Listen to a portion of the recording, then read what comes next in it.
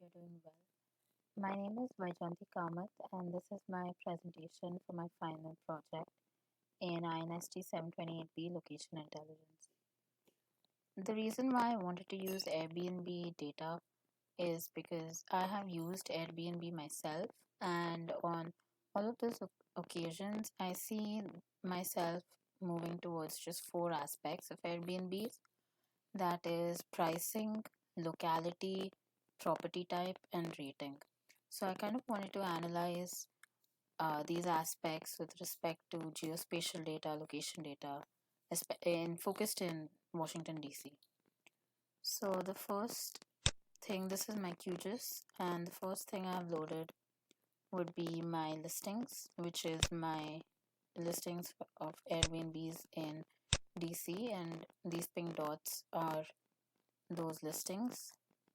The first thing I wanted to look at was public transport, especially metro stations. I think as someone who wants to stay in an Airbnb, you would like to reduce the amount you're paying for transportation. So you wouldn't prefer private transportation like Uber or having your own car or hiring a cab. And you would rather go for public transport. Not only does it make you feel like a local, but it's also cheaper on the pocket. So I found a shapefile of metro stations in DC from Open Data, Open Data DC. I've linked to this on my report. And if I just activate this layer, you can see that the white dots are the metro stations in DC. You can also see from as like an initial overview, you can see that Airbnbs, as you move out of DC, are less clustered around the metro stations, whereas more inside of DC, you can see a lot of Airbnbs clustered around those metro stations. Another aspect that I want to look at was where are most of these Airbnbs located. So if you kind of zoom in, you can see a lot of uh, Airbnbs located around these couple of stations. For example, if I zoom in over here, this is DuPont Circle. If I go over here, I think this should be Foggy Bottom. And as far as I know, and as far as I have been to DC, DuPont Circle, Foggy Bottom, these stations are very popular because there's a lot of sightseeing here, there's a lot of tourist attractions here. So that would explain why there are so many Airbnbs located near in and around these stations. Another aspect that I want to look at was if Airbnbs, how far are they located from these stations? So, as in week 10, when we learned about isochrones, I wanted to try them out on my data and see which Airbnbs are located at least like 15 minutes walking distance from metro stations. So let me just activate that layer. Let me zoom out. So these blue areas, oh, these blue areas kind of help you identify the Airbnbs that are located within 15 minutes walking distance of a metro station in DC. Now the next aspect that I wanted to look at was the pricing using a heat map.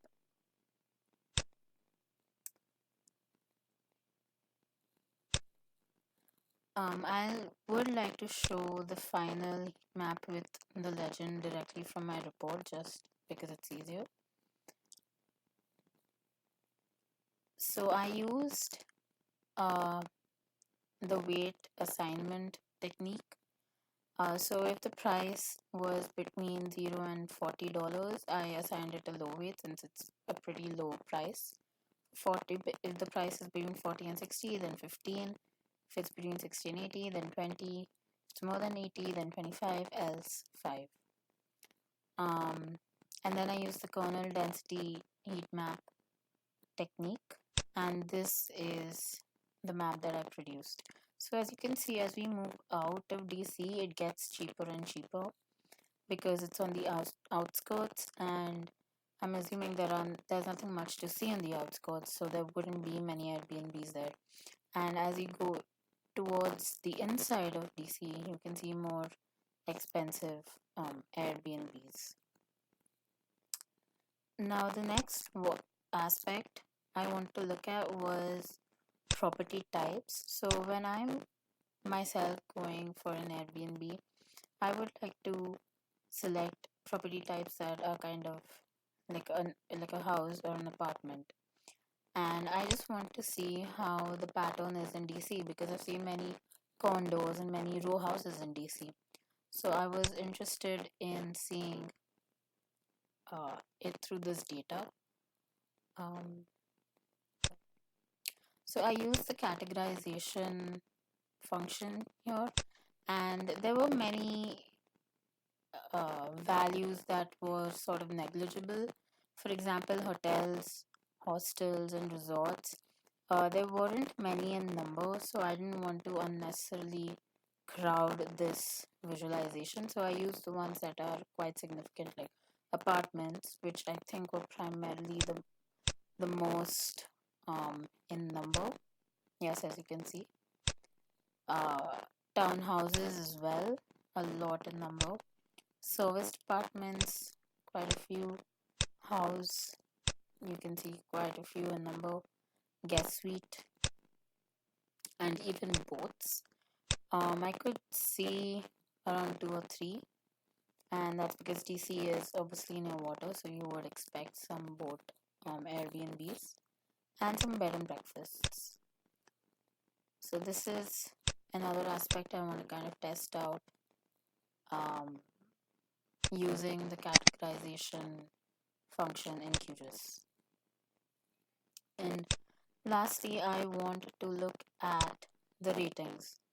So for the ratings, I uh, I used these rules. Um, so if the rating is between 20 and 40, so the dataset contains ratings from 20 to 100, uh, 20 being a very low rating, 100 being a very high rating, and I use these rules. So the rating that's between 20 and 40 is a low rating, between 40 and 60 is a mid-range rating, and between 60 and 100 is a pretty high rating. And the colors I assigned to them were red, yellow, and green. When you have zoomed out, it looks very obvious that um, high ratings are very common in DC, but that's also the case when you zoom in. Another thing I wanted to try with this was using the price variable. So the size of each of these variables are proportionate to the price. Um, I would just like to show you the formula that I used. I took the log of price to the base 10 and added 1.5, and that changes the size of the dots. When you zoom in, you can clearly see the distinction. So for example, these dots, these yellow dots are smaller than some of the other yellow dots. So these yellow dots, these two in particular, mean that they have an average rating and they're also mid-range in price. This yellow dot, or these yellow dots, are again average rating but slightly bigger in size, hence they're slightly more expensive.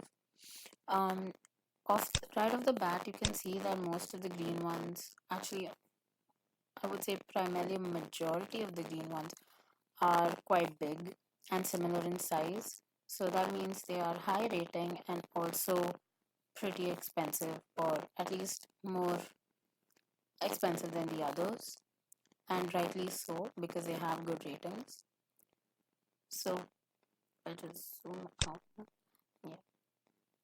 So this is the distribution of price and ratings, or ratings with respect to price, I would say, in Washington, D.C.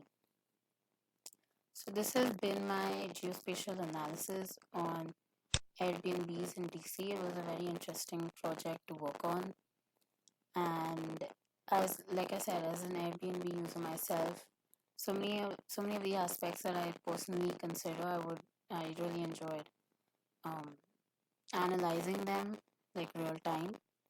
And I would just like to thank you for this opportunity. It was really fun learning this new software and this new sort of analysis that I can conduct.